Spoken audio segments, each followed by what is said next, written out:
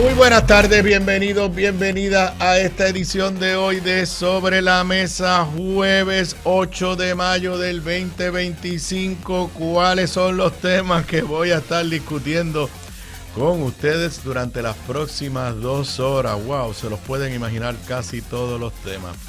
A tan solo 4 meses de su mandato, el gobierno de Jennifer González da señales de colapso o de que nunca ni tan siquiera llegó a despegar. El análisis en función de lo que acaba de ocurrir con Janet Parra. Gobernadora nombra a Arturo Garfer como secretario de Estado y ya estalló una nueva controversia alrededor de su nombramiento.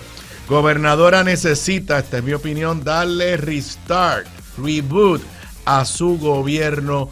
No puede seguir actuando como si todo está bajo control y la culpa es de los demás.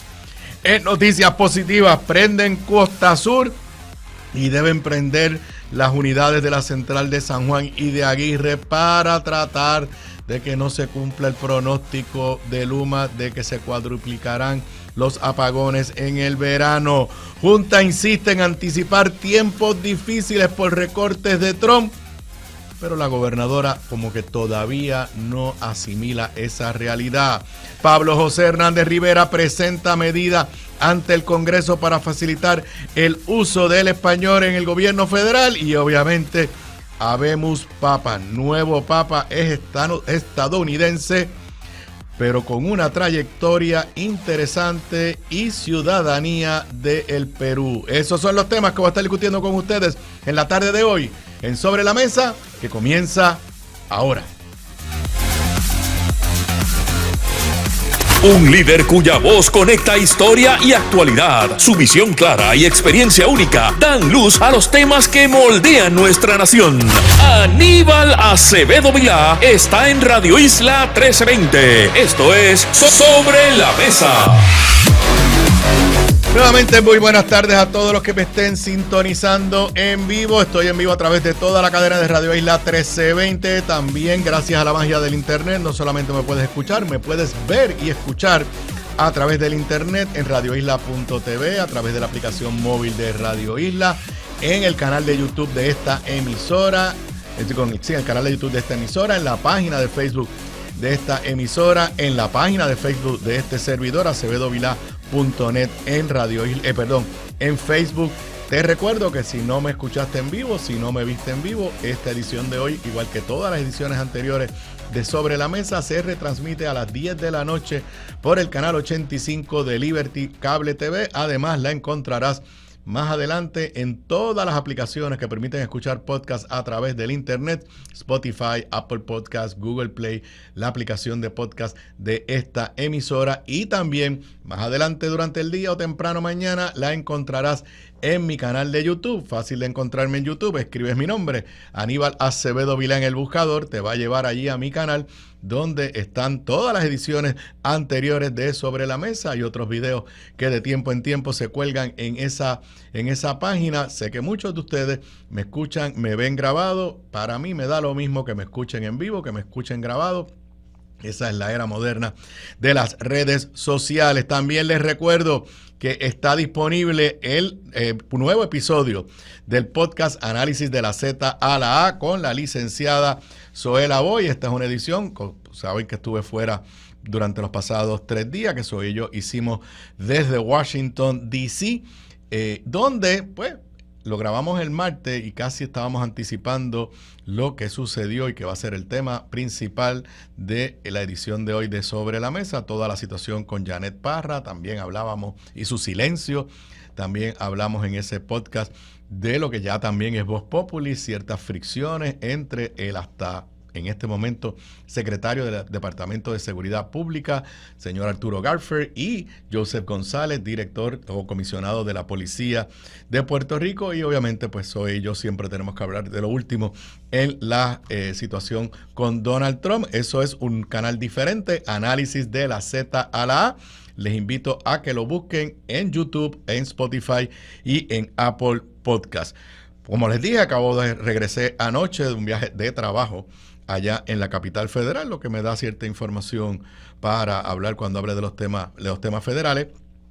quiero aprovechar para nuevamente darle las gracias al amigo Luis Vega Ramos, que me sustituyó durante los lunes, martes y miércoles, pero yo no sé si es el poder de Radio Isla 1320 o si es el poder de el programa Sobre la Mesa, pero si hay equipos míos que compiten contra equipos de Luis Vega Ramos, reconsideraré en el futuro si le abro los micrófonos, porque los Knicks de Nueva York tienen contra la pared a mis Celtics de Boston 2-0. Los dos se los robaron los Knicks de Nueva York en Boston. En los dos Boston estaba dando pela y en el tercer quarter colapsó, así que esa serie está 2-0 a favor de los Knicks de Nueva York y de Luis Vega Ramos. Y para colmo, también mientras Vega Ramos estaba aquí al aire, en vivo, mis equipos del Barcelona, el Barça perdió en un juego que nos robaron, en esta ocasión estoy hablando, nos lo robaron los árbitros, contra el Inter Milán, quedando fuera de la final de la Liga de Campeones en el fútbol europeo. Así que no me fue bien en mis equipos de deportes mientras Luis Vega Ramos tenía los micrófonos abiertos. Así que lo consideraré, miraré el calendario de deportes y depende de qué juegos haya, le digo a Luis que me sustituya o no me sustituya. Broma aparte, gracias Luis por cubrirme como lo has hecho en otras tantas ocasiones. Bueno, pero vamos rapidito al tema. Como yo venía ayer de Washington, venía vía escala en Tampa, y cuando aterricé en Tampa era más o menos como las 6:10, 6:15, y explotó mi celular con notificaciones de los medios y con mensajes de que el presidente del Senado había puesto un mensaje en sus redes sociales, básicamente informando sin ninguna ambivalencia, que Janet Parra no tenía los votos para ser confirmada en el Senado y que habían dos opciones: o retiraban el nombramiento o sería colgada por el Senado. La noche pasó, completa la noche, no hubo ninguna reacción de la Fortaleza. Es cierto que fue a las 6 de la tarde, pero podría haber habido una reacción a las 8 de la noche, a las 9 de la noche. No hubo ninguna reacción en la noche. Janet Parra sí le dio una entrevista a Selimar Adames en Tele 11. La vi tarde, a las 11 de la noche, donde pues hasta se le salieron las lágrimas y empezó a hablar de la injusticia que había sido el proceso y que no la dejaron defenderse y que todo era mentira. Y pues temprano en la mañana despertamos con la noticia de que Janet Parra había solicitado a la gobernadora y la gobernadora había accedido a retirar el nombramiento de ella como secretaria de Justicia. De por sí, todo lo que ha sucedido con este nombramiento ameritaría un análisis serio de cualquiera que siga los asuntos de gobierno en cualquier lugar del mundo. Pero hay que verlo también en el contexto que ocurre una semana después del fiasco del nombramiento de Verónica Ferrajoli como secretaria de Estado. Varios elementos en común. En ambos casos se trata de personas con una amistad personal con la gobernadora. En ambos casos, mientras surgía más evidencia de contradicciones, conflictos de interés, información que el país no sabía, que nos fuimos enterando poco a poco, cuando salían líderes del PNP, senadores, levantando serias preguntas, cuestionamientos, la reacción de la gobernadora fue exactamente la misma: minimizar las objeciones, no darle ninguna credibilidad a lo que se estaba diciendo, en lugar de sentarse un poco a reflexionar. Y en ambos casos, de Verónica Ferrajoli y Janet Parra, aunque ninguno de nosotros sabe cuáles fueron las conversaciones entre ambas y la gobernadora en el proceso de nombrarla, pero da la sensación que en ambos casos algunos de los conflictos que surgieron a la luz pública, que los conocían las nominadas, ellas no le dijeron nada a la gobernadora antes de que la gobernadora la nombrara.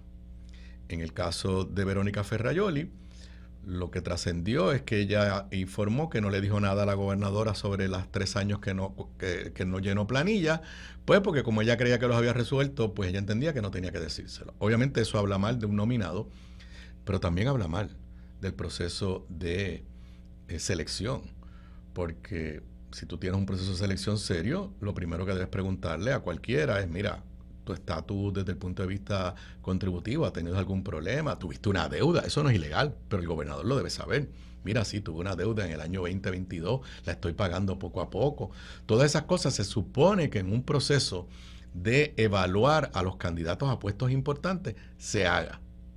Ese es el caso de Verónica Ferrajoli. En el caso de Janet Parra, lo que yo creo que fue el puntillazo, que es el video que se filtró, donde, que es un video del 2000, un audio del 2013, donde se escucha a Verónica Ferrajoli diciendo a una persona, ahora sabemos que es un investigador privado, diciendo, si hay que jugar debajo de la mesa, yo sé jugar debajo de la mesa.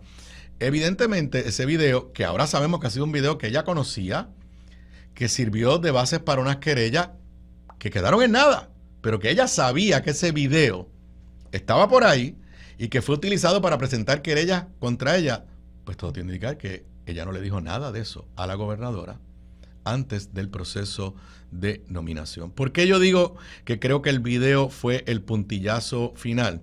Primero, porque los eventos se aceleraron. El presidente del Senado había dicho que él esperaría por las evaluaciones el caso del escolta, que estuvo pidiendo información, también asunto que ella estuvo callada todo el tiempo. Ahorita vamos a hablar de ese tema también, porque ahora también está justificando porque se quedó callada. Pero el presidente del Senado había dicho que iba a esperar que la policía terminara esa investigación y que ellos en el Senado iban a hacer su propia investigación. Sin embargo, ayer publica esta determinación a eso de las 6 de la tarde, sin que la policía de Puerto Rico haya terminado la investigación sobre las acciones de la escolta de Janet Parra. Los sucesos yo creo que comienzan a acelerarse con la filtración por la periodista Sandra Rodríguez Coto en su página personal de este audio. Y creo que el puntillazo está en la reacción de la gobernadora y de la propia nominada Janet Parra en una conferencia de prensa el martes, si mi cronología no me falla, donde Janet Parra induce a error a la gobernadora al decir que el audio que Sandra Rodríguez Coto había hecho público no era la voz de ella. Y yo quiero repetir ese momento. Tenemos aquí los que están viéndonos en vídeo, el vídeo, pero si no, pues el audio es suficiente para entender lo que pasó y cómo ella reaccionó, Janet Parra, ante la pregunta de qué reacción tenía a ese audio. Adelante. Que se le escucha alegadamente decir a la secretaria que si vamos a jugar por debajo de la mesa, yo también sé jugar por debajo de la mesa. Usted lo ha dicho alegadamente. Por eso quisiera una reacción de usted ante esto que ha trascendido. La propia secretaria acaba de decir que eso no es. ¿Verdad? Que esa no es su voz. Correcto. Contestar la pregunta. Que no es la voz de la secretaria. Ella me acaba de decir que no es la voz de la secretaria. Usted no y hoy en día, con tanta cosa de inteligencia artificial, ya yo no dudo nada. Así que la secretaria... ¿Desconocía usted sobre...? Vi el reporte de prensa, pero yo creo que la mejor expresión la acaba de hacer la secretaria, negando el que esa sea su voz. ¿Y no temen que pues, esto pueda abonar a dañar la imagen de la secretaria en medio de...? Es lo más mínimo. Yo creo que ahora todo el mundo va a encontrar algo. A mí me hacen tantos memes, y a mi esposo, y nos ponen voces, y a veces yo tengo que escucharlos 2 y 3 veces para saber, hasta que obviamente hay unas palabras claves ahí que uno sabe que no es uno. Bueno, los que escucharon, lo escucharon. Es una conferencia de prensa. Janet Parra está detrás de la gobernadora. La periodista le dirige la pregunta a Janet Parra. Ella contesta, no se entiende bien lo que dice inicialmente, pero la gobernadora dice, ahí ustedes escucharon, esa no es ella. Y la gobernadora se vira y mira a Janet Parra y le dice, esa no es su voz, ¿verdad? Y ella dice, correcto. Y llega al extremo que la gobernadora se pone a lucubrar teorías de que esa grabación era hecha con Artificial Intelligence. Luego de eso, la periodista Sandra Rodríguez Coto hizo disponible en su plataforma digital el audio completo. Es una conversación de ella, ya sabemos que es con un investigador, y es cierto, en una primera intervención, Janet Parra dice, yo no juego por debajo de la mesa. Pero más adelante, cuando está increpando a este investigador, dice, esa no es la forma, que si vamos a jugar por debajo de la mesa, yo también sé jugar por debajo de la mesa. ¿Está bien? Pero ese no es el punto, porque la vez que le escucho a ella ahora explicando, estuve esta mañana aquí en el calentón con Sonia Valentín y explicando el contexto. No, mire, le mintió a la gobernadora en público. Hizo que la gobernadora hiciera el ridículo en público. Y lo que yo no entiendo, cómo la gobernadora después de eso la siguió defendiendo. Hay una regla bien básica en cualquier organización que tiene un orden jerárquico. Tú no llevas al superior tuyo, tú no lo induces a error y mucho menos a mentir. Cualquier otro gobernador, por más cariño que le tuviese a la persona nominada, al otro día, porque después ya se confirmó, ella empezó al otro día a cambiar a cambiar su versión, igual que Verónica Ferrajoli. Pero cualquier gobernador en cualquier lugar del mundo, en Puerto Rico, donde sea, o cualquier líder, al otro día hubiera llamado y le hubiera dicho, pero espérate, tú no me dijiste ayer que esa no era tu voz. No, gobernador, gobernadora, perdón. Y la única salida es decirle, ¿sabes qué? No puedo seguir defendiéndote. No puedo. Y mi convencimiento de que la grabación fue la gota que colmó la copa, pues es la entrevista de hoy con Sonia Valentín aquí en El Calentón, donde ella habla de todo el contexto. Entonces empieza a decir que hay un criminal, un asesino que está en la calle, casi implicó, la guerra a Tomás Rivera Chatz la declaró hoy Janet Parra de una forma nunca vista dentro del propio PNP. Básicamente implicó que este agente investigador, un investigador privado, casi implicó que este investigador privado compró a Tomás Rivera Chatz y compró a Ricky Rosselló, porque el caso del que se está hablando, Ricky Rosselló indultó a la persona. Pero ese no es el punto es que usted le mintió a la gobernadora. Ese era el momento cuando la periodista hizo la pregunta de decir, mire, yo quiero poner en contexto esa grabación. Pero para que sepan, la grabación completa sí está disponible, porque escucho gente diciendo, nada más pusieron un cantito. No, Sandra Rodríguez Coto puso la grabación disponible, dura como por lo menos ella tiene un segmento de cerca de, la tengo aquí la nota, de 2 minutos y 47 segundos, donde se escuchan esas expresiones. Puede haber muchas explicaciones para esas expresiones. Pero ¿por qué no se lo dijo a la gobernadora antes de nominarla?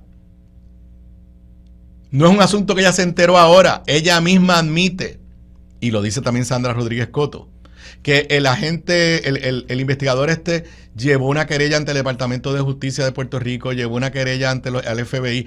Que las querellas quedaron en nada. Pero usted tiene el deber de decirle a un gobernante, a alguien que lo va a nominar, mire, yo quiero que usted sepa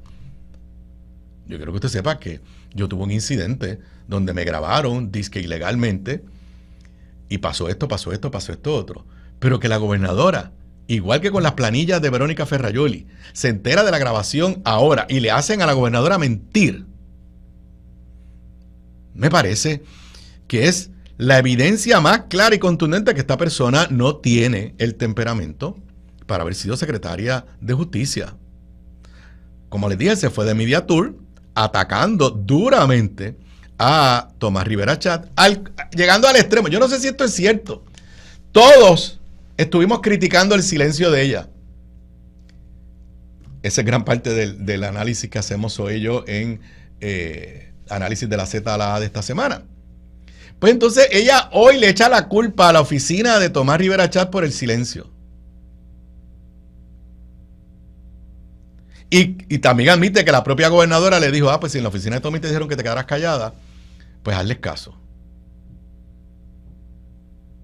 O sea, aquí ella no asume, igual que Verónica Ferrayoli, no asumen ninguna responsabilidad por sus errores. Ni hablar de lo del escolta, que al día de hoy nadie se cree el cuento que ese escolta actuó por iniciativa de él.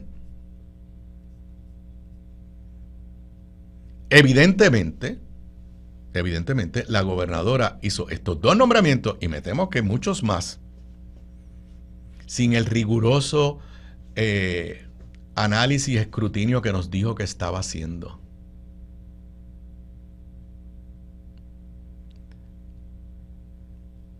Porque es imperdonable que de los asuntos más importantes que hicieron fracasar esos nombramientos, ninguna de las 2 mujeres, ninguna de las 2 nominadas se lo dijo a la gobernadora antes de hacer la nominación. Y es para mí increíble que luego de que Jennifer González hace el ridículo, esa es la palabra, el ridículo frente a la prensa y frente a todo el país, diciendo eso es artificial intelligence, eso es inteligencia artificial, la nominada no lo hubiera interrumpido y dice, gobernadora, déjeme un segundo para explicar. Esa es mi voz, pero... Y diera la explicación que le trató de dar hoy a Sonia Valentín. Y a lo mejor se la hubiéramos creído. Pero tú no puedes decir que esa no es mi voz un martes ni el miércoles. Admitir que esa sí es tu voz, pero que entonces está utilizada fuera de contexto, bla, bla, bla, bla, bla, bla, bla, bla, bla. Todo esto indica, por eso digo que estamos quizás ante las señales ya del colapso de un gobierno. Hay quien dice no puede colapsar porque no despegó nunca. También hay ese punto. Este gobierno, el viernes pasado yo les hice un análisis en este espacio de todo el gabinete, sin anticipar que íbamos a vivir esta crisis ahora. Está disponible en mi canal de YouTube, ha tenido un montón de views. Un análisis nombramiento por nombramiento. Aquí nadie ha podido impactar positivamente, más allá, como dije el viernes, del SAR de Energía y Joseph González en la policía. Y no es que algunos sean malos nombramientos, pero no han podido despegar. No les han dado cancha. Es controversia tras controversia. Y ahora, pues, nadie puede negar que la guerra entre Jennifer González y Tomás Rivera Chatz es real. Les aseguro que mañana no vamos a ver un Buenos Días Puerto Rico a Tomás diciendo que todos los que dicen que la gobernadora y yo nos estamos peleando se los están inventando, ja, ja, ja, yo la quiero mucho y la gobernadora me quiere mucho. Yo creo que ese Buenos Días no va a estar mañana. Porque Tomás Rivera Chatz utilizó las redes sociales ayer para notificarle a la gobernadora que el nombramiento estaba colgado. La gobernadora se quejó hoy de que ese anuncio, que ya se hubiera enterado de esa forma. Y ya Tomás Rivera Chatz le contestó, bueno, lo hice así porque tú no me dejaste hablar, ahí está. Esto es tomado de Telemundo. Si se enteró por ahí, entre paréntesis, redes sociales, es porque no contestaron llamadas en Fortaleza. Si a ti te envían textos, te envían correo electrónico, te llaman por teléfono, ¿verdad? Si tú no coges los textos, no coges los correos electrónicos y no coges el teléfono, pues te enterarás eventualmente por cualquiera de las vías. Pero yo, introvertido no soy. De decir las cosas de frente me caracterizo por eso. Alegadamente, escuché por ahí que Tomás dice que habló, o se trató de comunicar, perdón, con la persona encargada de nombramientos en la Fortaleza. No sé por qué no llamó directamente a la gobernadora, no sé por qué no texteó directamente a la gobernadora, pero nadie ya puede tener la más mínima duda que la comunicación está totalmente rota. Totalmente rota entre la gobernadora y el presidente del Senado. Y corrieron como un equipo. Y nos pidieron, y le pidieron a los puertorriqueños y a los PNP especialmente, el voto íntegro. Si usted es un PNP que en este momento no puede entender y no puede creer lo que está pasando, sepa que usted fue obediente. Usted hizo lo que Tommy y Jennifer le pidieron. Usted rajó la palma. Porque ellos le dijeron que era un equipo. que ella quería el equipo completo para legislar. ¿No se acuerdan? ¿Y qué ha legislado? Denme el equipo completo, porque ella tenía que tener una mayoría en la Cámara y en el Senado para su gran agenda legislativa. Apenas nada importante se ha legislado. Y Tomás todos los días, aunque hace un día no los dice, barrimos. Lo triste, que lo tengo que decir, yo no tengo ninguna simpatía hacia Tomás Rivera Chat, es que el mal manejo por la gobernadora o la incompetencia, y lo voy a decir, es duro. Mucha gente me para y me pregunta, ¿pero qué es lo que está pasando? Y yo, de momento, yo he empezado a decir, bueno, quizá, y esto es duro decirlo, quizá Jennifer González no tiene la capacidad para gobernar. Y una cosa es ser presidente de la Cámara y una cosa es ser comisionado residente.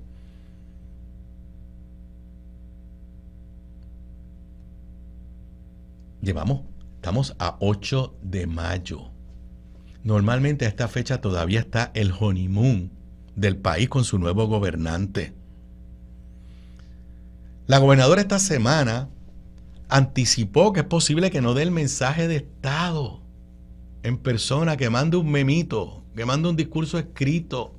Para empezar, la Constitución dice que eso es un deber del gobernador y que tiene que ofrecer un mensaje sobre el estado del país al inicio de cada sesión ordinaria. Enero, febrero.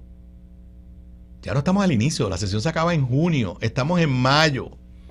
Pero, ¿por qué es posible que la gobernadora no vaya físicamente al Capitolio? Porque no quiere verle la cara a Tommy. Porque no quiere utilizar el escenario del presidente del Senado y del presidente de la Cámara, aunque es en la Cámara, es de los dos. Así que si alguien creía que lo que había habido con Verónica Ferrajoli, y repito, Tommy, en estos dos casos, ambas nominadas no eran confirmables. Y no es por culpa de Tommy, es por ellas mismas, por número uno, las cosas que hicieron en el pasado, y en el caso de Janet Parra, en el presente, que no le informaron a la gobernadora, que se descubre en el proceso de confirmación, y que ambas nominadas entraron en serias contradicciones, haciéndole un daño terrible a la propia gobernadora.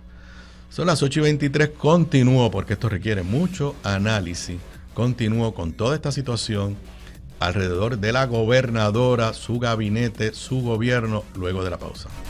La clave para la buena cocina, además de los ingredientes y recetas, está en la calidad de los productos en los que cocinas. Por eso te recomiendo mi línea Giovanna Heike Cookware Collection, con acabado en cerámica, mangos ergonómicos y 4 milímetros de espesor para mejor conducción de calor. Lo distribuye North Caribe Imports y su marca Caribe, donde además encuentras utensilios de cocina y limpieza para tu hogar. Ahora cuida tu jardín con Caribe Garden. Caribe, calidad, experiencia y el mejor precio. Pídelos en tu supermercado más cercano. Simplifica tu vida con Caribe. Distribuye North Caribe Imports, la empresa puertorriqueña con más de 50 años sirviéndote a ti.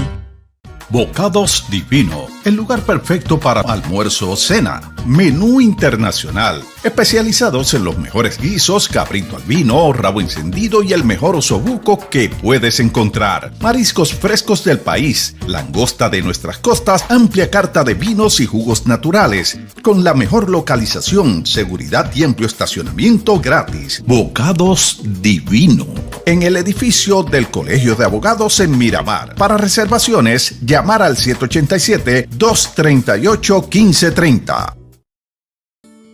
Gramas lindas, gramas, plantas, palmas y todo para tu jardín. En Dorado, 796-1386. 796-1386. Gramas lindas, excelente calidad y servicio insuperable. 796-1386.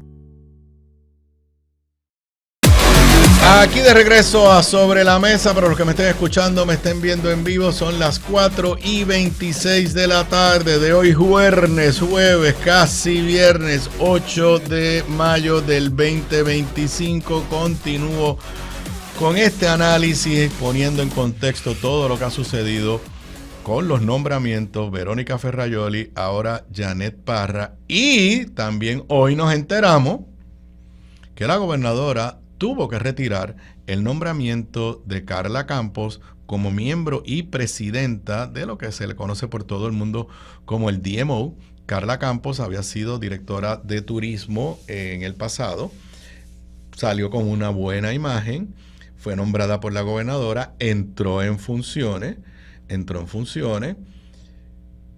y el DMO es el ente cuasi privado, porque de verdad es un ente gubernamental, creado bajo la gobernación de Ricardo Rosselló, a quien se le pasó la responsabilidad de la promoción turística de Puerto Rico en el exterior. Sumamente controversial, pero yo tengo que decir que me parece que al final iba por buen camino. Los números de turismo lo dicen. Alguien dirá, eso no es por el DMO. Los números están ahí.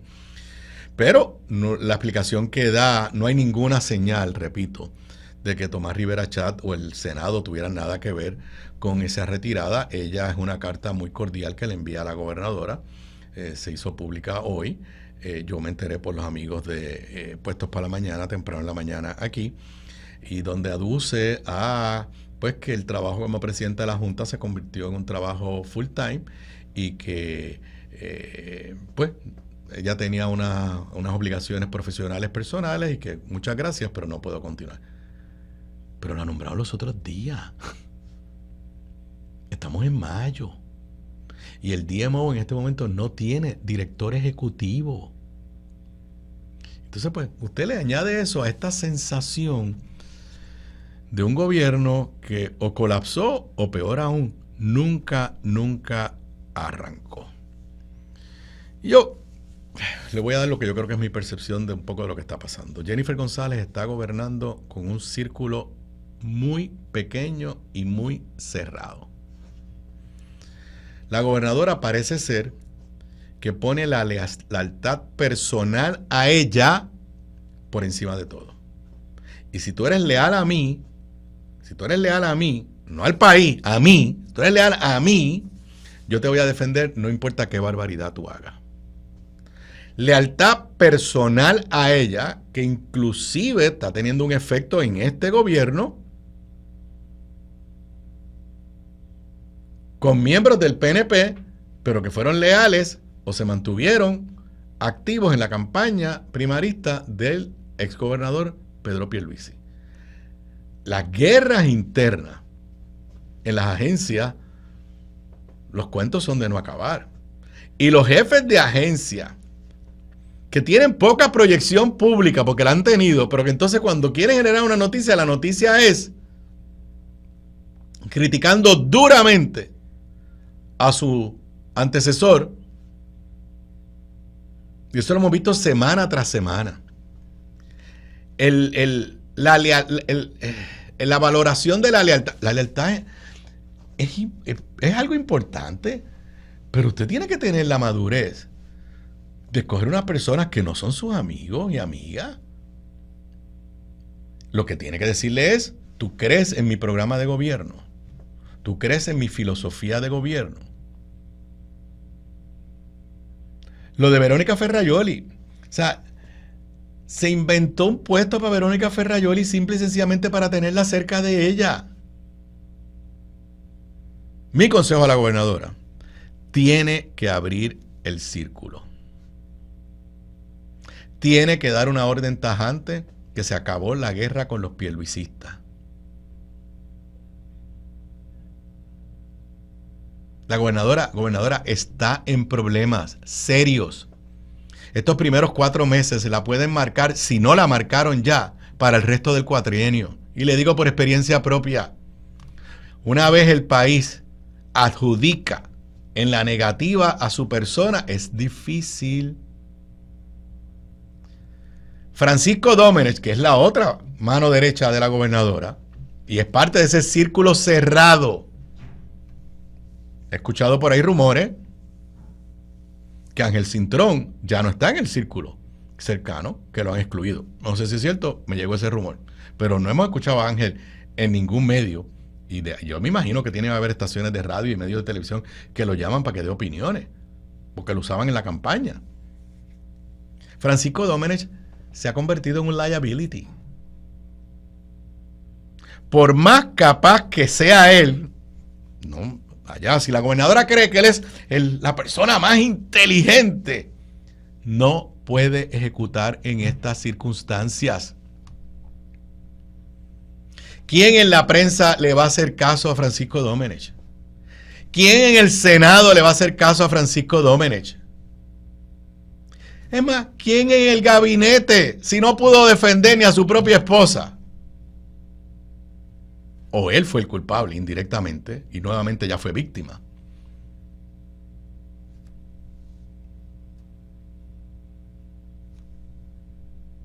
La gobernadora tiene que hacer algo dramático pronto. Que le comunique al país: he hecho una introspección, he movido a una gente fuera de mi círculo, he traído una gente nueva, y esto es como tratar de decir borrón y cuenta nueva. Pero seguir con la actitud de que todo es culpa de los otros le va a ser imposible, casi imposible gobernar. Yo no me quiero imaginar cómo se sienten los miembros del gabinete.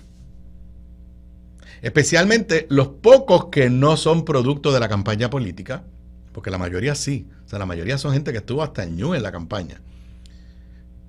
Todos tienen que estar preguntándose lo mismo que se pregunta todo el mundo: ¿qué está pasando en este gobierno? La gente lo que está... Miren, no había mucha esperanza. Jennifer ganó, yo escucho por ahí que dio una pela. Mire, Jennifer ganó con 41%, Ricky Rosselló ganó con 42%. Ella gana con la mayoría del país que le votó en contra. Lo que pasa es que la oposición se dividió. Así que, ¿qué quiero decir? Yo creo que la mayoría del país no tenía muchas expectativas, pero la gente está sorprendida. Por lo que ya comienza a verse como una incapacidad para gobernar. Jennifer González no tiene un problema de comunicaciones, tiene un problema de ejecución. No le den vueltas, no hay nada positivo que comunicar, no lo hay. No es un problema de comunicación, es un problema de ejecución el que tiene la gobernadora en este momento. Y hay una de dos: o ella nos está evidenciando que no tiene la capacidad, que eso es terrible, o ella tiene la capacidad pero está rodeada de una gente que son unos incompetentes y que la están hundiendo. Escoja usted cuál de las dos. Pero a un líder se le mide en gran medida por la capacidad que tiene de atraer gente a su equipo igual o mejor que el líder. Y yo quisiera saber quiénes ustedes en este momento piensan que en ese gabinete es una persona con unas capacidades extraordinarias. Ya lo dije, Josué Colón y Joseph González hasta ahora siguen brillando. Los demás, muchos con problemas y otros tienen capacidad, pero no les dan cancha. No les dan cancha. Y entonces la gobernadora, en el mismo comunicado de prensa que anuncia que está retirando el nombramiento de Janet Parra, le dicen que Janet Parra sigue en Media Tour, está por todos lados. Lo que no hizo la semana pasada para defenderse, ahora se está defendiendo. En el mismo comunicado donde retira el nombramiento, pero vuelve y defiende a Janet Parra. Lo que, repito, para mí es incomprensible. O sea, después que Janet Parra le mintió a la gobernadora frente al país Yo, si fuera gobernador, estaría diciendo en qué otras cosas me habrá mentido. Entonces, en ese mismo nombramiento, anuncia el nombramiento o la nominación de Arturo Garfer como secretario de Estado. Quiero aclararle porque escucho a la gente diciendo, no, él va a estar en los dos cargos mientras lo confirma. Arturo Garfer no puede ser secretario de Estado en este momento porque no estamos en receso. Para que usted esté claro, en este momento Puerto Rico tiene una secretaria de Estado interina y Puerto Rico tiene no sé, secretario de Justicia interino. Arturo Garfer no puede entrar a ejercer el cargo hasta que sea confirmado por el Senado. Y, por lo menos hasta esta hora, no nos han dicho quién es el secretario de Justicia interino. Y esto es interesante porque había una controversia que salió en los medios de si, ahora se me olvidó el nombre, pero el fiscal que fue entrevistado por Tomás Rivera Chat y por los portavoces senatoriales de los partidos la semana pasada, Janet Parra había dicho que lo iba a nombrar subsecretario, pero que él estaba destacado en un task force federal, pero hay mensajes de texto en los que se le llama a él subsecretario de Justicia. Pero el bottom line es que en este momento tenemos un gobierno sin secretaria de Estado o secretario de Estado y sin secretaria o secretario de Justicia. Me tengo que ir a la pausa. Cuando regresemos luego de la pausa, lo increíble. Arturo Garfer se anuncia hoy y en menos de 2 horas ya había estallado una nueva controversia sobre su nombramiento. Regreso con eso y más luego de la pausa.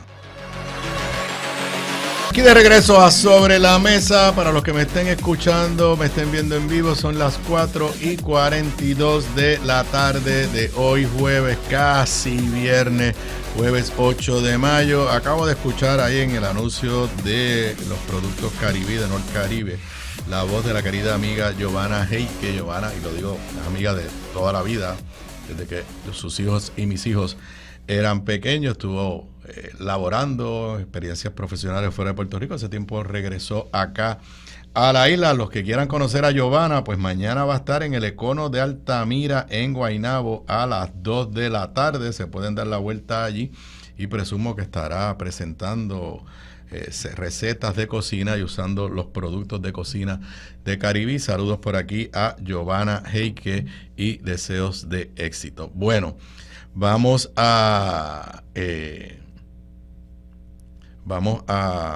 tema de el señor Garfer. La gobernadora hoy mezcló 2 cosas. Porque una cosa era la crisis con Janet Parra y otra cosa es a quién usted nomina para secretario de Estado. Fue para mí tan confuso que inicialmente yo pensé que había nombrado a Arturo Garfer para secretario de Justicia. Y el nombramiento a pocas horas ya generó controversia. Yo creo, honestamente, con lo poco que sé, que el señor Arturo Garfer, desde el punto de vista de sus capacidades intelectuales, su historial de vida, salvo que ocurra algo inesperado, yo honestamente pienso que es una persona que cumple los criterios para ser secretario de Estado. Uno de los criterios más importantes para usted ser secretario de Estado es, si algún día pasara algo inesperado, si usted puede ser gobernador. Eso no quiere decir que la gente votaría por usted. Pero si usted tiene, pues, las credenciales, la capacidad, la madurez, la integridad. Y yo creo que desde esa perspectiva, él la tiene. Pero ya surge la interrogante de si cumple con el mandato de la Constitución. La Constitución establece que para el cargo de secretario de Estado, es para el único que dice esto, además de los requisitos generales que tiene para todos los puestos, usted tiene que haber sido residente bona fide de Puerto Rico por los 5 años anteriores, porque es el mismo requisito que tiene para gobernador. 35 años de edad también. En otras palabras, nadie puede ser secretario de Estado. Tú puedes ser secretario de Justicia a los 33 años. Hernández Colón fue secretario de Justicia como a los 29, yo creo. Algo así. creo que todavía sigue siendo el secretario de Justicia más joven. Pero secretario de Estado tiene que tener 35 años. ¿Por qué? Porque es el mismo requisito que se le impone al gobernador. Y de la misma forma que no queremos que alguien que no ha vivido en Puerto Rico en los pasados años llegue de momento como un paracaídas y corra para gobernador, usted no puede ser candidato a gobernador si no tiene ese requisito de residencia. Y como el secretario de Estado puede ocupar ese cargo, pues se le está diciendo, el secretario de Estado tiene que tener los mismos, cumplir con los mismos criterios que el gobernador o gobernadora de Puerto Rico. Yo escuché esta mañana a Luis Herrero haciéndome la pregunta al aire de si Garfer cumplía con los requisitos de 5 años de residencia porque él estuvo por Kosovo, Y de momento mi reacción inicial fue, los militares no tienen la residencia de donde los mandan, tienen la residencia donde de verdad viven. Y si tu residencia es Puerto Rico y eres activo en la milicia y llevas 5, 8, 10 años de base en base por ahí, tú conservas tu residencia. Si tu residencia es Puerto Rico. Y hasta ahí yo pensé que no había mayor controversia. Pero de momento empezó a circular en las redes, y si lo puedes ponchar ahí, una invitación de la Guardia Nacional de West Virginia, Promotion Ceremony, Colonel Art Garfer to Brigadier General. Y la fecha es 16 de abril del 2024. Donde la Guardia Nacional de Virginia, West Virginia, estaba invitando a una ceremonia para ascender, muy bien por él, al señor Garfer. Y ahí a mí me generó la gran duda, pero espérate, para ser de la Guardia Nacional de West Virginia, ¿tú no tienes que ser residente de West Virginia? Yo no sé, ahorita voy porque él ya ha dado unas explicaciones, pero a mí me levantó una seria preocupación. También he escuchado por ahí, me informó Luis Javier Hernández, el senador Javier Hernández, que no votó en las elecciones de Puerto Rico en el 2024. Bueno, ok, si no votó, eso tampoco te descalifica. Habla mal de él como ciudadano. Pero la pregunta es, ¿y si votó en Virginia, en West Virginia? Así que eso abre la interrogante de si cumple con el requisito de la residencia. Y ya lo está diciendo todo el mundo, ya se convirtió en una nueva controversia. Es cierto que Tomás Rivera Chat ya le dio la bendición y puso un post, la designación del general brigadier Arturo Garfer como secretario de Estado es excelente, tiene credenciales, trayectoria profesional, compromiso, todo lo que hace falta y más. Obvio, se evaluará como todos los demás con la responsabilidad que amerita. Con este nombramiento no se vislumbran, obviamente aquí recordando el pasado, líos, nébulas, controversias, recovecos, dispensas o inhibiciones. Es manos a la obra y ya, como tiene que ser, en hora buena. Ok, pero yo no sé si Tommy, alguien le había traído la atención esta duda sobre su domicilio. Ya Garfer, puedes ponchar ahí que lo puse en el orden que no era, pero te diste cuenta, ya tuvo que empezar su primera entrevista, es a la defensiva. Ahí ven el periódico El Nuevo Día, sección digital, el general Arthur Garfer afirma estar listo para asumir la Secretaría de Estado. Veo esto como una misión. El actual secretario de Seguridad Pública rechazó que el proceso de su asignación fuera atropellado, mientras aseguró que su residencia principal es Puerto Rico. Y entonces voy a la explicación que da, o que trata de dar, pero repito, y voy ahorita a cómo lo escogieron, porque demuestra lo que les dije. Una falta de rigurosidad o incompetencia en los más altos niveles. Obviamente, pues cuando le preguntan, él se defiende y dice cosas como la siguiente. Estoy leyendo, esta es una nota de Génesis Ibarra Vázquez en la edición digital del periódico El Nuevo Día. Empero reconoció que se han levantado cuestionamientos sobre si cumple con el requisito de la Constitución de Lela, que dispone que nadie podrá ser gobernador a menos que a la fecha de la elección haya cumplido 35 años de edad y haya sido durante los 5 años precedentes ciudadano de los Estados Unidos de América y ciudadano y residente bona fide de Puerto Rico. Cita textual de lo que dijo ya Garfer, a menos de 12 horas de haberlo nombrado, ya se está defendiendo. Han dicho que no he vivido aquí. O sea, yo rindo planillas aquí desde el año fiscal 2021. Yo estuve aquí laborando en el DSP desde el 2021 hasta el 2024. Y de hecho, entré a Puerto Rico en diciembre del 2020 cuando regresé de Siria y estuve en el último año bajo órdenes federales para ir a Kosovo para ser jefe del Estado Mayor de la OTAN. O sea, entiendo que hay unas confusiones existentes, pero yo he estado en Puerto Rico desde diciembre del 2020. Reiteró que su residencia principal es Puerto Rico, específicamente en Guaynabo, y que su expectativa es ejercer su responsabilidad como secretario de Estado a tiempo completo, con excepción del servicio militar que debe cumplir. Entonces, ahí habla de que la Guardia Nacional, eso es cierto, son dos días a la semana y eso no es mayor problema. Por otro lado, aclaró que no es residente de Virginia Occidental, como le han imputado. Mi estado de servicio militar es West Virginia. Ahí es donde estoy asignado como general.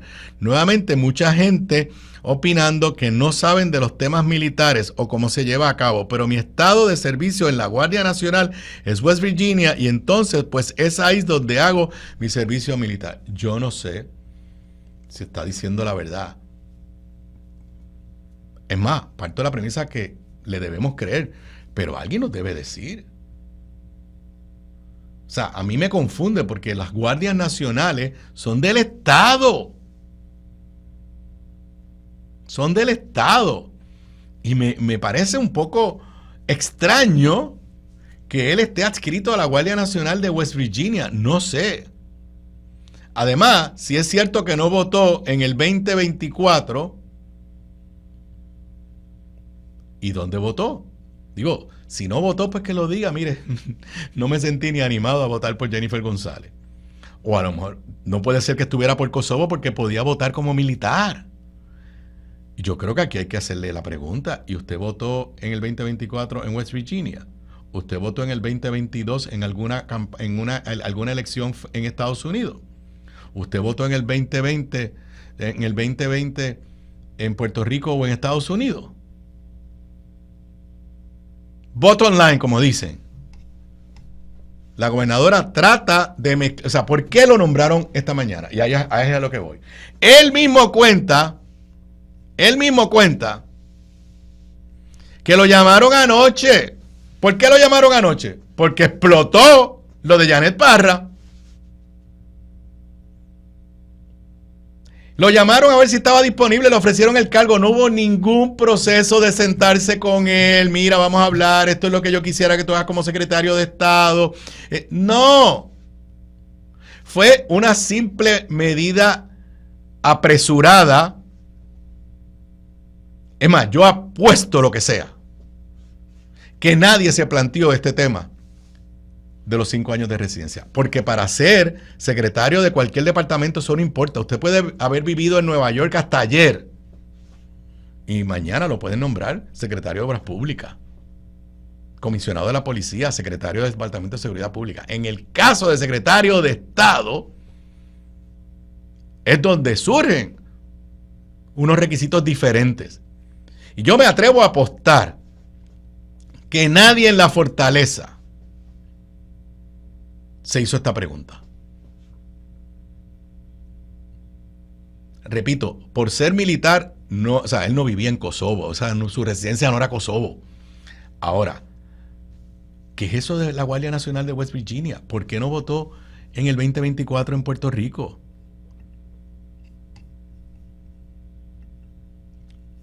Repito, la gobernadora. Mira, me dicen que en el 2020 tampoco votó en Puerto Rico, que lo admitió en un programa de televisión, en Lo Sé Todo. Me escribe el amigo Luis Vega Ramos. No votó aquí en el 2020, se lo admitió a Lo Sé Todo. Y entonces Luis Vega Ramos, que está haciendo los cálculos aquí, dice que para cumplir con la Constitución tenía que haber estado en Puerto Rico en noviembre del 2019. Sí, porque los 5 años son a la fecha de las elecciones. Gracias, Luis. Ok, lo que dice la Constitución es que para ser gobernador usted tiene que haber cumplido con los requisitos para el día de las elecciones. En otras palabras, tienen que tener 35 años para el día de las elecciones y tiene que haber tenido 5 años de ser ciudadano americano y residente de Puerto Rico. Pues los 5 años para con noviembre del 2024 empezaban en noviembre del 2019. Si él acaba de admitir que se mudó a Puerto Rico en el 2020, Houston, we have a problem. Regreso luego de la pausa.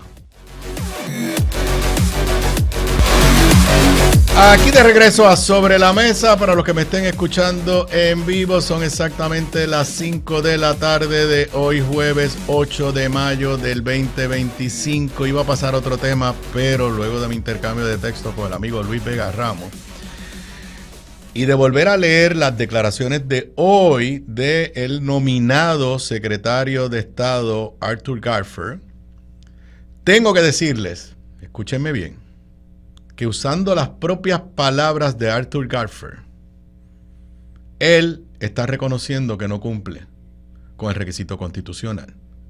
Ok, ¿qué dice la Constitución? Lo leí, pero ahora voy con calma. Sí, me voy a poner el sombrero de profesor de Derecho.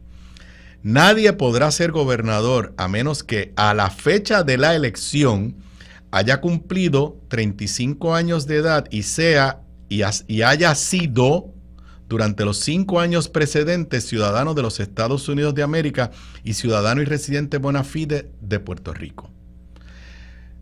La otra sección dice que para ser secretario de Estado, usted tiene que cumplir con todos los requisitos de gobernador. Que repito, dice que al día de la elección usted tiene que tener 35 años y al día de la elección 5 años de residencia en Puerto Rico. Arthur Garfer dice en la nota: han dicho que no he vivido aquí, o sea, yo rindo planillas aquí desde el año fiscal 2021. Yo estuve aquí laborando del 2021 al 2024. Y dice, y de hecho entré a Puerto Rico en diciembre del 2020. Bueno, pues si entró a Puerto Rico en diciembre del 2020, en diciembre del 2021 llevaba 1 año. En diciembre del 2022 llevaba 2. En diciembre del 2023 llevaba 3. En diciembre del 2024 llevaba 4. El 8 de mayo no lleva 5 años. Cumple los 5 años en diciembre de este año. Pero es peor. Es que el requisito no es a diciembre, es a noviembre, 5 años para atrás del 5 de noviembre. Así que no importa cómo tú lo cuentes, o sea, hoy, con sus palabras, él acaba de admitir que hoy él no lleva 5 años de residente en Puerto Rico. Porque inclusive si rindió planillas en el año fiscal 2021, quiere decir que entonces no le rindió por el 2020 porque no vivió en Puerto Rico. Llegó en diciembre y obviamente nadie está diciendo que ahí tenía que rendir planilla. Fortaleza, tienen un problema serio por la improvisación. Porque no hay un equipo ahí alrededor de la gobernadora. O sea, yo estoy seguro que la gobernadora debe haber dicho, pues vamos a nombrar a Garfer. Y todo el mundo salió corriendo, sí, vamos a nombrar a Garfer.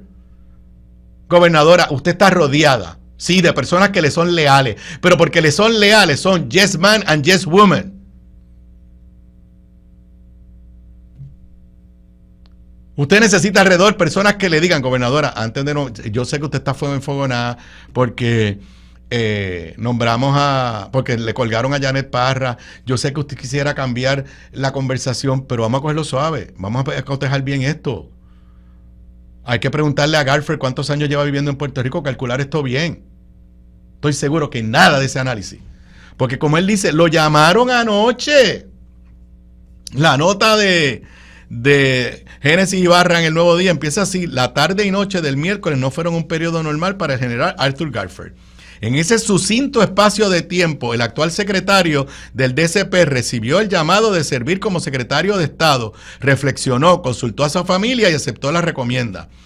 Cita textual: fue más una reflexión personal, fue también hablar con la familia, también fue rezarle a Dios que me dé la sabiduría y el conocimiento para tomar esta nueva misión. Veo esto como una misión y veo cómo puedo aportar a esta misión, y por ahí sigue. Aquí no hay nada de me senté con la gobernadora y discutimos cuál va a ser mi rol y esto y lo otro. Nada de eso, y mucho menos de si cumplía con el requisito de los 5 años. Para tener, si fuera hoy, que no es lo que dice la Constitución, si fuera que tuviera los 5 años hoy, se tenía que haber mudado a Puerto Rico en abril del 2020. Pero él dice que se mudó en diciembre. Pero para colmo, son los requisitos al día de las elecciones. Las propias declaraciones de él demuestran que nadie, ni él ni nadie alrededor de él, se ha sentado a examinar bien qué es lo que requiere la Constitución. Y yo creo que Tommy lo quiere confirmar, porque lo dije al principio, pero tenemos una Constitución y hay que respetarla. Porque si lo vamos a dar pasar a él, pues vamos a dar a alguien que corra con 34 años.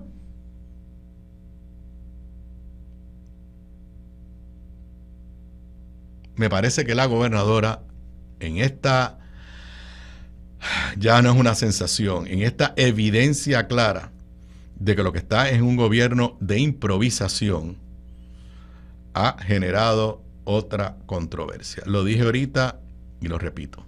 No es un problema de comunicaciones, es un problema de decisiones y de ejecución. La gobernadora pone la lealtad personal a ella por encima de la capacidad y lealtad al país de las personas que está nombrando. Necesita abrir su círculo y tener a su gente alrededor suyo a personas que sean más capacitadas que la gobernadora. Eso no es nada malo. Y tiene que tener a su alrededor personas que tengan la capacidad y la interesa de decirle: no, gobernadora, eso que usted quiere hacer no es lo correcto. No le va a hacer bien. Creo que la única opción que le queda a la gobernadora es salir de Francisco Domenech, nombrar un equipo en Fortaleza, secretario de la Gobernación, secretario de Estado, si Garfield sobrevive, Secretaría de Justicia, que la gente diga: ¡wow! ¡Qué clase de nombramiento! Abrir su círculo y básicamente decir: en estos primeros 4 meses hemos hecho un montón. Yo no estoy pidiendo que ella diga que no ha hecho nada. Hemos hecho un montón de cosas buenas, pero hemos tenido unas serias dificultades y aquí yo voy con un nuevo equipo a echar para adelante a Puerto Rico. Con la actitud que ha tenido hasta ahora de que la culpa es de otros y no aceptar sus errores, los de la gobernadora, difícil echar para adelante. Pero no todo es negativo. La gobernadora ayer, obviamente esta noticia pues se perdió por los otros errores. La gobernadora ayer nos dio el anuncio, la primera plana del periódico Primera Hora, en la que mejor lo pone. Entran 3 unidades generatrices, respiro para evitar apagones este verano. La gobernadora Jennifer González asegura que los problemas de energía no serán tan graves al añadirse 700 megavatios durante este mes en Costa Sur, San Juan y Aguirre. No todos ya están operando. Pero en esencia, esta noticia lo que dice es, y no la ponen de esa forma, soy yo interpretándolo a favor de la gobernadora, que la presión que puso la gobernadora y que puso Josué Colón sobre Genera da la sensación que han logrado acelerar el calendario que nos habían dado y que nos tiraba en algunas de estas unidades para fin de año, lo que agravaba la situación de generación. Voy a leer de la nota del Nuevo Día de Gloria Ruiz Cuilán. Tras poco más de 2 meses fuera de servicio, la unidad 5 de la Central Costa Sur, en este municipio, en Guayanilla, reinició operaciones inyectándole 350 megavatios al sistema de generación y en lo que resta de esta semana estará retando para que alcance su capacidad máxima de 410 megawatts, informó ayer la gobernadora Jennifer González. O sea, ya tenemos 350 más Y es posible que suba a 410 en lo que queda de la semana. Eso parece que ya se resolvió. Más adelante dice Josué Colón, espera que para verano se espera que la demanda sobrepase los 3.200 megawatts. Actualmente la capacidad disponible de generación ronda los 2.600, mientras que la demanda fluctúa según la hora entre 1.800 y 2.600. Ahora mismo estamos finitos, pero ahora mismo no tenemos suficiente para el verano. Y aquí viene la esperanza, el respiro. González destacó que la expectativa es que la próxima semana se incorporen al sistema la unidad 6 de la Central San Juan, que aportará 250 megawatts, y la unidad de ciclo combinado de Aguirre en Salinas, que inyectará otros 150 megawatts. En total, con ambas unidades entrarían 400 megawatts a la red. 400 más los 300, los 700, y eso pues son buenas noticias. El Nuevo Día dice que le preguntaron, o sea, lo que no hemos escuchado hasta ahora es categóricamente que nos digan si con eso no se va a cuadruplicar los apagones, como nos había dicho Luma. Yo confío que no. Sí, también me hago la pregunta, y me estuvo curioso que en esa comparecencia ayer no se dio ninguna actualización sobre la solicitud de propuestas para generación tipo de emergencia que había salido y que la fecha se cumplía el viernes pasado y que habíamos tenido historia de que se interesaron no sé cuántas compañías, pero que habían 4. Entonces me está curioso, y creo que parece que ningún periodista le preguntó, ¿y dónde está ese otro proceso? Porque nos habían dicho que esperaban adjudicarlo a las millas. Pero del lobo un pelo, buenas noticias. Mi recuerdo es que Genera había dicho que ese calendario que ahora se está anunciando era casi imposible. Parece que se pusieron las pilas, y que el escenario ha mejorado sustancialmente. Ojalá y sea así. Pero en otros temas, ayer hubo la reunión mensual de la Junta de Control Fiscal, donde se discutieron diversos temas. La gobernadora entró por Skype, por whatever, por Zoom, de forma digital, porque iba camino a Ponce para las actividades.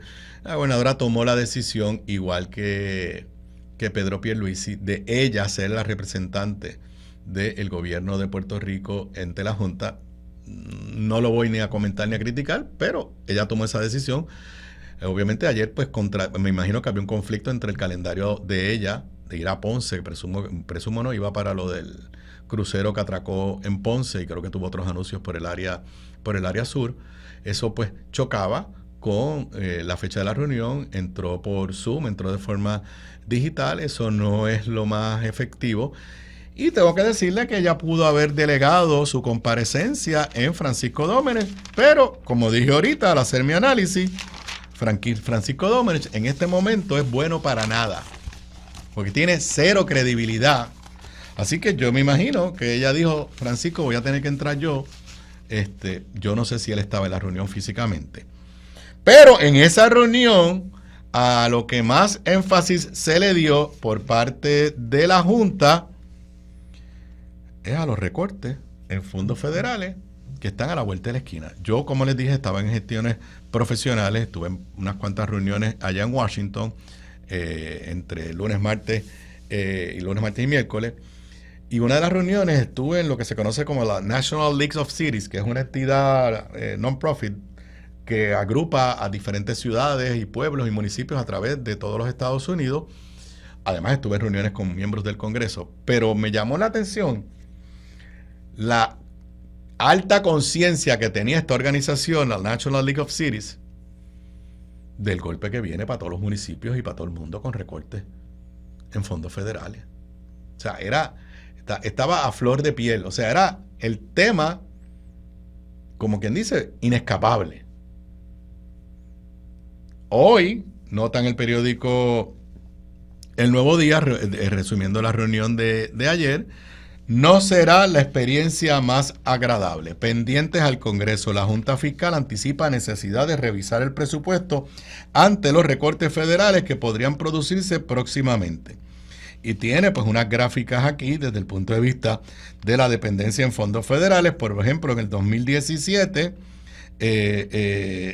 teníamos del fondo, cuando esto es lo que le llaman el presupuesto completo, el Fondo General tenía el 49%, Fondo General, lo que usted y yo pagamos en contribuciones, en IVA y todo eso, fondos especiales 17% y fondos federales 34% del presupuesto. Hoy la aportación del gobierno central baja a 39%, aunque aumente en números absolutos, pero porcentualmente baja.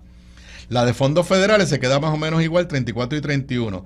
Pero la de asistencia federal por desastres, apoyo al COVID y todo eso, es 15%. Y eso es lo que va, eso para empezar es lo que va a desaparecer. Dice la nota de Manuel Guillama Capella, miembros de la Junta de Supervisión Fiscal dieron por sentado ayer que el próximo presupuesto del gobierno central sufrirá reducciones, bien sea antes del 1 de julio o durante el transcurso del siguiente año fiscal, dependiendo de los recortes que, en última instancia, sean aprobados a nivel federal en el marco de las políticas del presidente Donald Trump. Dice, cita textual a el miembro de la Junta, el señor Nixon, John Nixon. Más que la posibilidad de hacer ajustes al presupuesto, diría que absolutamente tendremos que ajustar el presupuesto. Y creo que la gente debe entender que esto, políticas de Trump, pudiera tener un impacto mayor en los fondos federales que llegan a la isla y provocar algunos cambios dramáticos.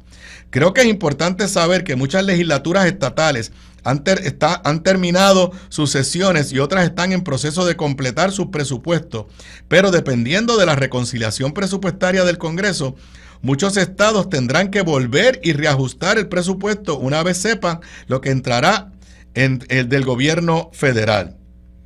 Dice más adelante, no será la experiencia más agradable, pero creo que quienes reciben fondos federales deben estar preparados para hacer ajustes rápidos al presupuesto, abundó Nixon, quien acentuó que aunque Puerto Rico no está aislado en el escenario de incertidumbre, se enfrenta a unos riesgos magnificados por su dependencia del gobierno estadounidense. Y le voy a explicar qué es lo que va a pasar. Todavía la Junta no ha enviado el presupuesto. Olvídense de lo que proponga la gobernadora, olvídese de los alivios contributivos que proponga la gobernadora. Esto es un escenario totalmente nuevo y diferente. ¿Qué pasa? Nuestro presupuesto entra en vigor el 1 de julio y por ende lo que la Junta envíe y se apruebe por la Cámara y el Senado una aprobación de embuste, porque es lo que estén obligados a aprobar, va a ser con los datos que tenemos a ese momento sobre los fondos federales. Pero ¿qué pasa? El presupuesto federal entra en vigor el 1 de octubre y se va a estar legislando en junio, julio, agosto, God knows. Así que los supuestos bajo los cuales se apruebe nuestro presupuesto pueden variar en cuestión de 2 meses después, porque vengan unos recortes que no se habían anticipado, y por eso es que ellos dicen que o antes o durante el año vamos a tener que estar haciendo ajustes. A eso añádale, si puedes poner la otra gráfica, que nos están anticipando un recorte de $500 millones en educación. Esta es una nota del periódico Metro, que hoy se publica en edición impresa, y dice, de Nilda Núñez Lamboy, el Departamento de Educación de Puerto Rico podría perder más de $500 millones en fondos federales tras la cancelación de la extensión del programa Elementary and Secondary School Emergency Relief, una ayuda clave otorgada durante la pandemia. Así lo advirtió el director ejecutivo de la Junta, Robert Mujica, durante la más reciente reunión de política pública del organismo. Más de 500 millones están en juego para el Departamento de Educación, quien señaló que la isla debe prepararse. Entonces, lo que choca es que, es verdad, eran fondos del COVID y todo el mundo está perdiendo dinero, pero, por ejemplo, Massachusetts, que tiene 7 millones de habitantes, ya le ha utilizado todo el dinero y lo único que está en riesgo de perder son 106 millones de dólares. Nosotros, que somos mucho más pequeños, mucho menos habitantes, mucho menos estudiantes, estamos a punto de perder 500 millones de dólares. Y a todo esto, y ahora regreso a la nota del Nuevo Día, los últimos 2 párrafos me generaron angustia. Dice la nota, volví a la de Manuel Guillama Capella en el Nuevo Día. La gobernadora, quien participa pero no puede votar en las reuniones de la Junta, señaló durante su turno que consumió mientras se transportaba a un evento oficial en Ponce, que espera aprovechar el énfasis de Trump de devolver la actividad de manufactura a Estados Unidos para promover el desarrollo económico de Puerto Rico, un ángulo optimista en el que coincidió con Mojica. González no aludió al escenario de recortes, más allá de puntualizar que su administración ya trabaja para asegurar fondos de Medicaid posterior al 2027, hizo hincapié en los esfuerzos para acelerar la reconstrucción de la red eléctrica, la reforma contributiva que impulsa y las gestiones para agilizar los trámites de permisos. ¿Y por qué digo que me dio ansiedad?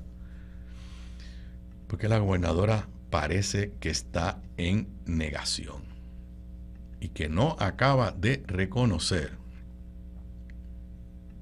O sea, ya dice que estaba gestionando para los fondos de Medicaid a partir del 2027. Gobernadora, ahora mismo de lo que se está hablando es si van a empezar a recortar Medicaid a partir de octubre. Hay una lucha interna dentro del Partido Republicano, porque saben que políticamente eso les cuesta.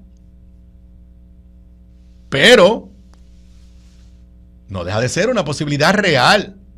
Entonces, decir que si recortan el Medicaid para todos los Estados Unidos, no van a tocarle los de nosotros.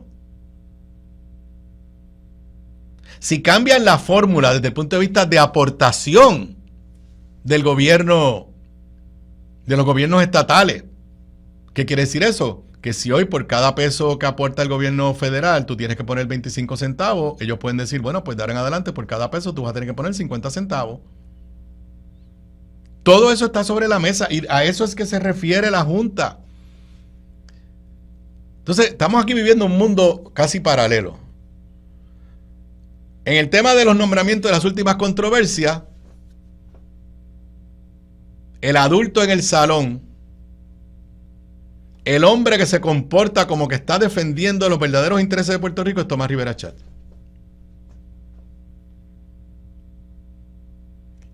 Persona que me cuesta trabajo darle la razón. Y en el tema sobre la seria amenaza presupuestaria que representa Donald Trump y sus políticas públicas para Puerto Rico, la Junta colonialista imperialista es la única que aparentemente nos está diciendo la verdad y nos está tratando de jamaquear para que nos preparemos y actuemos. Y la gobernadora sigue en negación. Regreso luego de la pausa.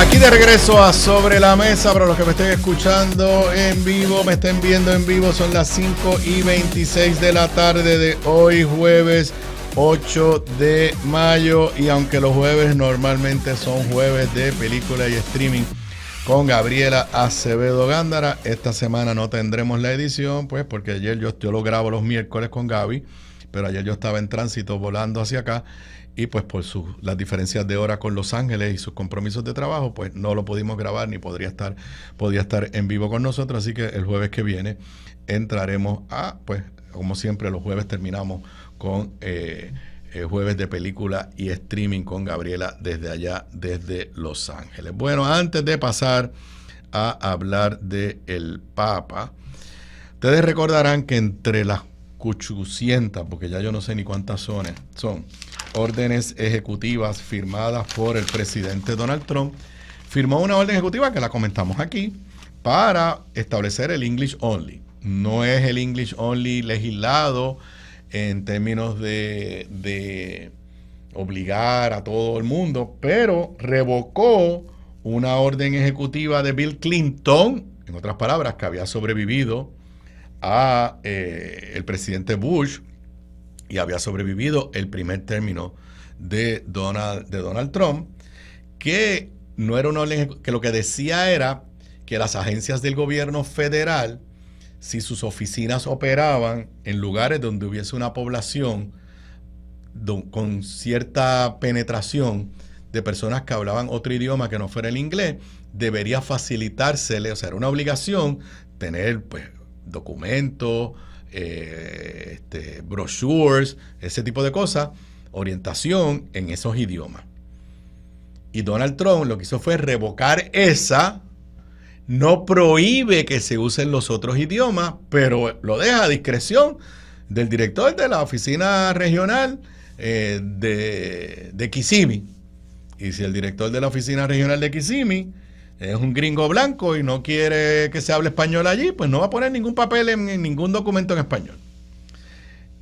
Obviamente, eso es parte de toda una mente y filosofía ultraconservadora, nacionalista, maga de Donald Trump, y eso lo sabemos. Pues Pablo José Hernández Rivera hoy tiene una historia en la página 11 del periódico El Nuevo Día, donde pues aprovecha, en el buen sentido de la palabra, esa acción de Donald Trump para generar una contraofensiva. ¿Que se va a convertir en ley? No, no se va a convertir en ley porque los republicanos dominan el Congreso. Pero envía un mensaje.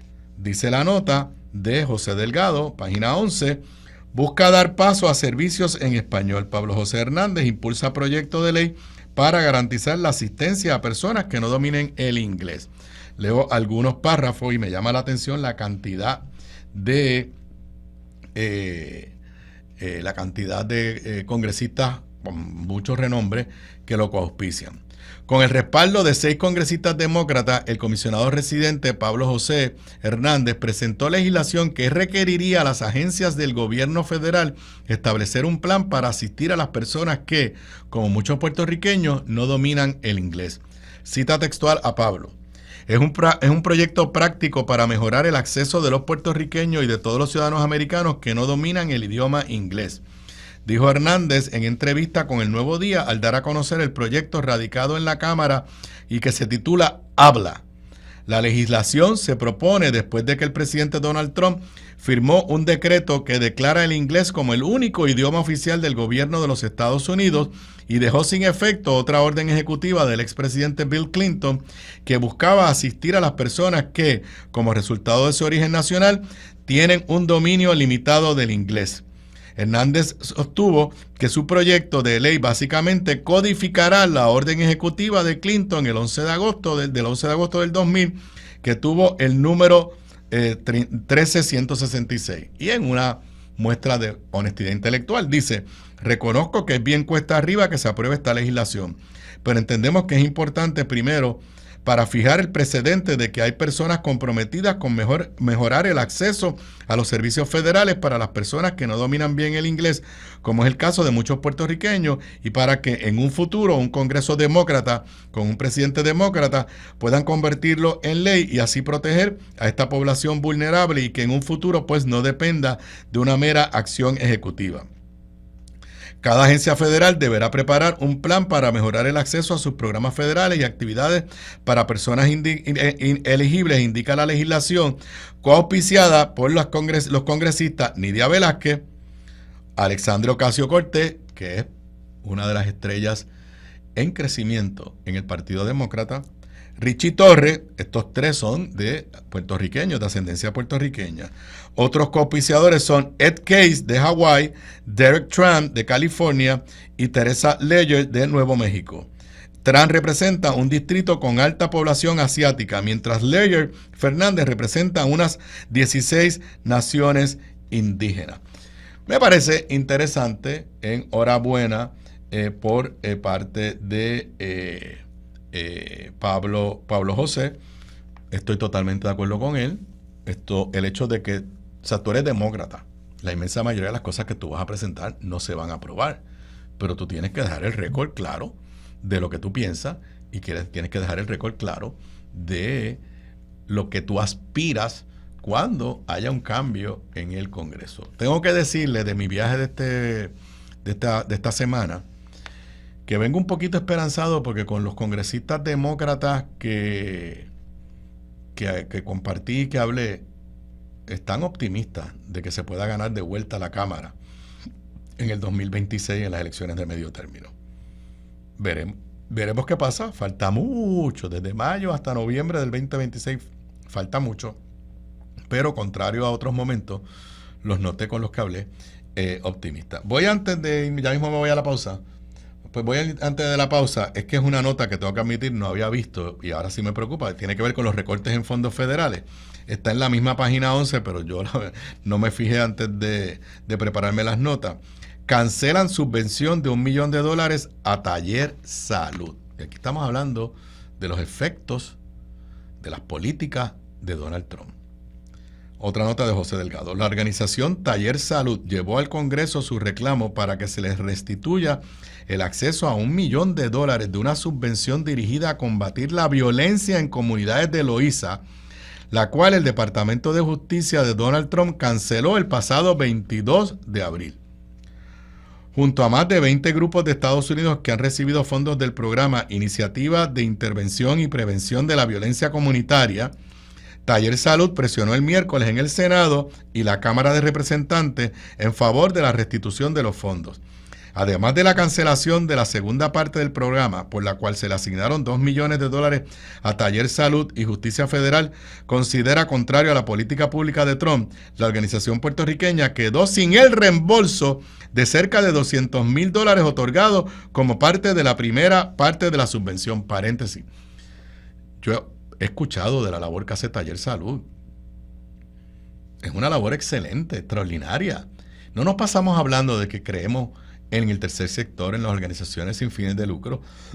¿Y dónde está la gobernadora defendiendo? Porque no es un dinero para Taller Salud, dinero para Puerto Rico, para un área prioridad de la gobernación, la gobernadora, prevención de la violencia. Vuelvo a la nota del Nuevo Día. Nos preocupa el impacto que eso pueda tener, lo que pueda representar un precedente tan malo, que las próximas subvenciones amenazadas sean las de violencia de género. Estoy de acuerdo, prepárese. Dijo a este medio Tania Rosario Méndez, directora ejecutiva de Taller Salud, antes de una reunión en la oficina del senador demócrata Cory Booker, como parte de un día de movilización en el Congreso de las organizaciones afectadas en Estados Unidos y Puerto Rico. En Loíza, el programa ha promovido la mediación entre grupos rivales y mensajeros que tienen credibilidad para negociar y lograr acuerdos en la comunidad.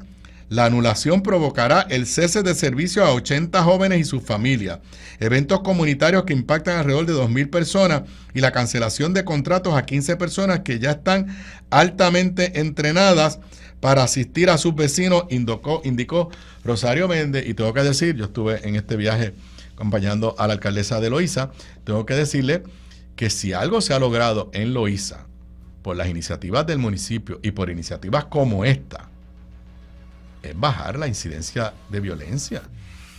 No estoy diciendo que no hay drogas allí, que no hay tráfico de drogas, que no hay crimen, pero aquellos titulares que escuchábamos hace 6, 7, 8 años de Loíza han desaparecido, que quiere decir que estas iniciativas estaban funcionando.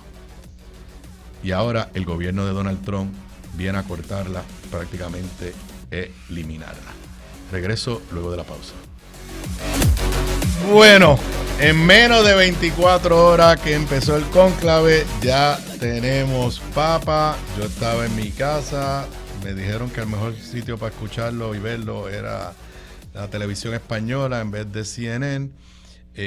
Y pues primero, cuando obviamente todos estábamos pendientes de 2 o 3 nombres que ya yo no tengo en la mente, pero el filipino.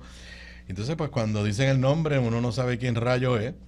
Y cuando dicen que es un cardenal americano, uno dice, oh my God, le dieron un premio a Donald Trump y han nombrado a un ultraconservador. Bueno, pues, gracias a Dios, no es así. Ya pues nos pusimos a buscar todo, ya están las redes llenas de información.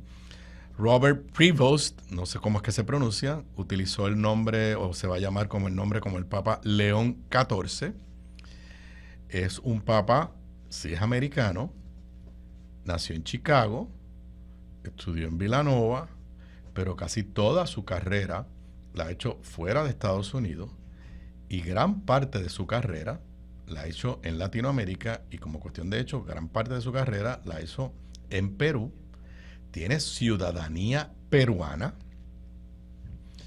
Me llamó la atención que en su discurso, cuando pues, se dirige allí en la plaza de San Pedro, obviamente habló en latín, que es la tradición esta que mantiene la Iglesia Católica, le habló a los romanos en italiano, habló en español, especialmente a su gente y donde él sirvió como obispo en el Perú, pero no habló en inglés.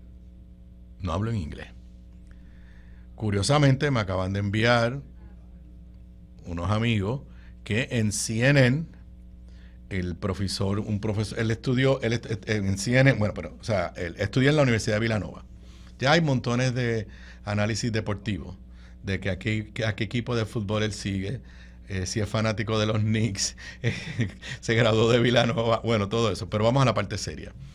El doctor Massimo Fagioli, que es profesor de Historia de Teología en Villanova, que es donde estudió Leo XIV, le ha dicho a CNN, número uno, que va a continuar con las políticas, que él entiende que va a continuar con las políticas del Papa Francisco, y que debe ser considerado como un papa latinoamericano, más que como un papa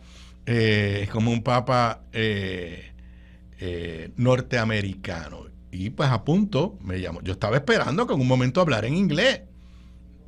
No, habló en latín. Hizo un alto para hablarle a los romanos en italiano. Hizo un alto para hablarle a su gente en el Perú. Ya ha empezado a trascender. Si los que teníamos miedo, porque es la palabra, de que fueron trumpistas, pues no, han surgido, inclusive hay una nota ya en el periódico New York Times y están en medio mundo. Aparentemente había una cuenta en Twitter a nombre de él, o sea, con el nombre de él, y hasta este momento no la han desmentido. Y en esa cuenta él puso links o retuiteó cosas en contra de las políticas de J.D. Vance y de Donald Trump. Por ejemplo, J.D. Vance hizo unas expresiones, él es un católico, hizo unas expresiones en un momento sobre cómo el amor cristiano pues era primero a la familia, después a los vecinos, básicamente como diciendo, tú no tienes que querer a los inmigrantes como tienes que querer a tu familia. Y entonces se escribió un artículo en un periódico católico, The National Catholic Reporter, con el título de J.D. Vance is Wrong, y básicamente es un análisis desde el punto de vista de la filosofía cristiana de que lo que estaba diciendo J.D. Vance no es correcto. Y el entonces cardenal Robert Prevost lo puso en su página, en su cuenta de Twitter. Además, había otro post criticando las políticas de Donald Trump y del presidente Bukele sobre inmigración. También era un comentario de un escritor católico que se preguntaba si el presidente Trump y el presidente Bukele no veían el dolor, the suffering caused by their immigration policies, y él lo retuiteó. Así que los que primero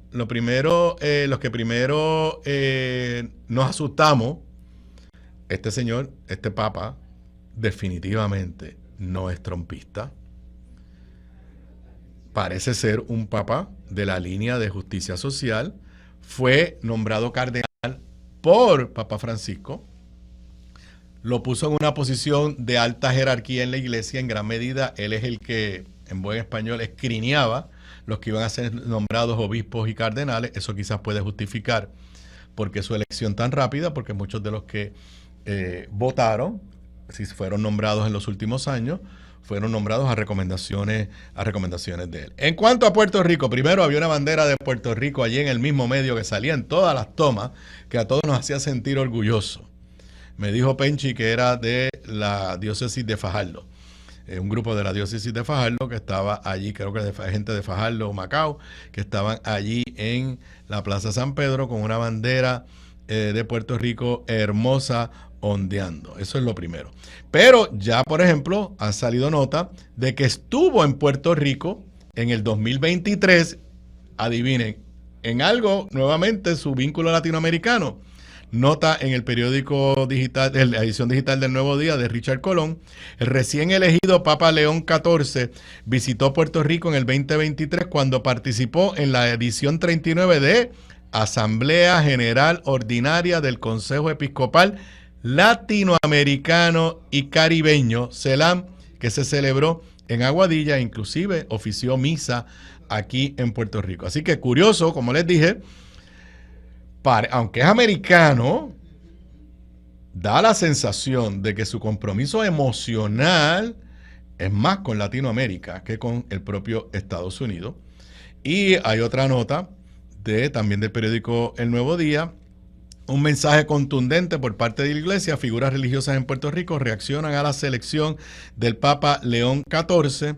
Esta es una nota de Andrea Guimarães Soto, donde dice que fue una sorpresa agradable, pero que dio un mensaje contundente.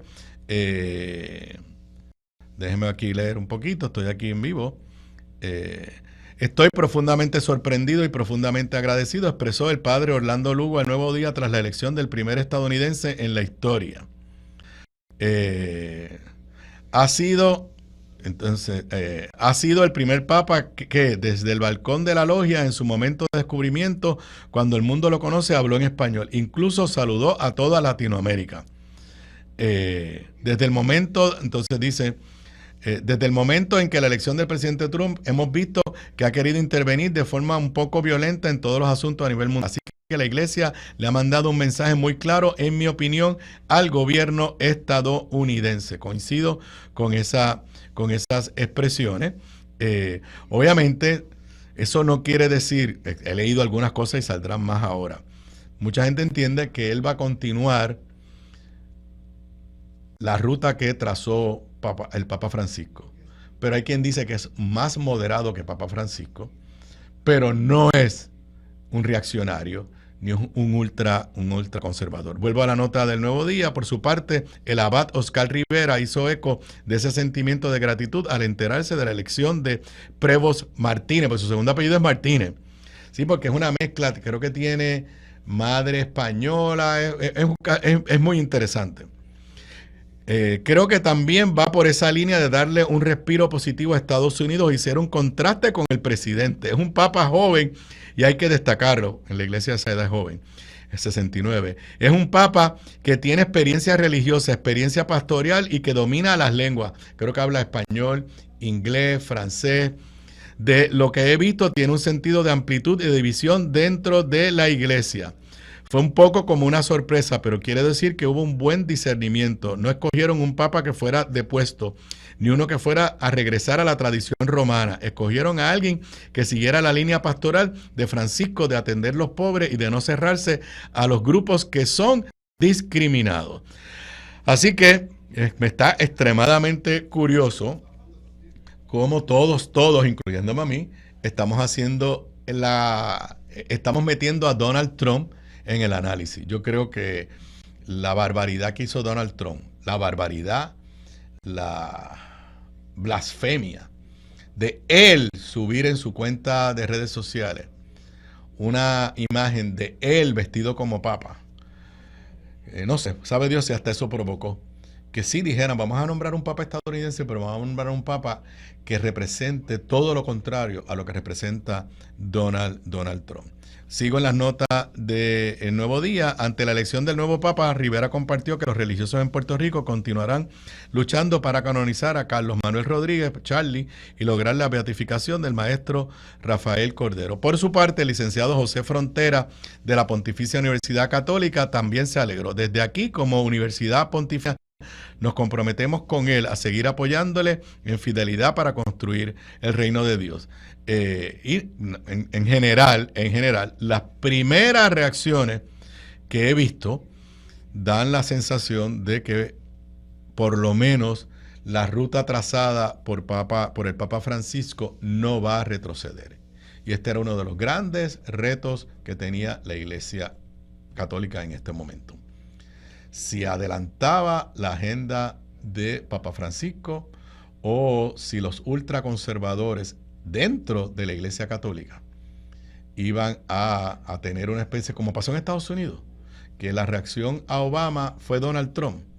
Pues uno tenía el temor que la reacción a Francisco, a Papa Francisco, fuera nombrar un equivalente a Donald Trump o escoger un equivalente a Donald Trump como Papa.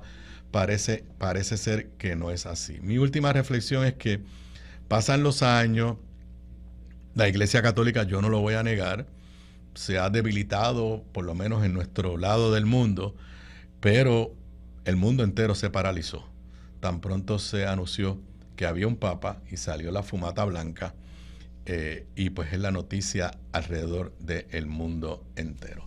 Son las 4:55 de la tarde, con eso yo me despido por hoy. Ustedes y yo nos volvemos a ver en vivo mañana viernes a las 3:55 de la tarde. Si es viernes de Deportes Zona 5, donde yo espero que Federico me pueda explicar qué rayos le pasó a Boston en esos primeros 2 partidos contra los Knicks. Así que mucho que es de deportes que analizar mañana, pero obviamente mucho que analizar de la política y del gobierno de Puerto Rico y del mundo entero. Muy buenas tardes, buenas noches para todos.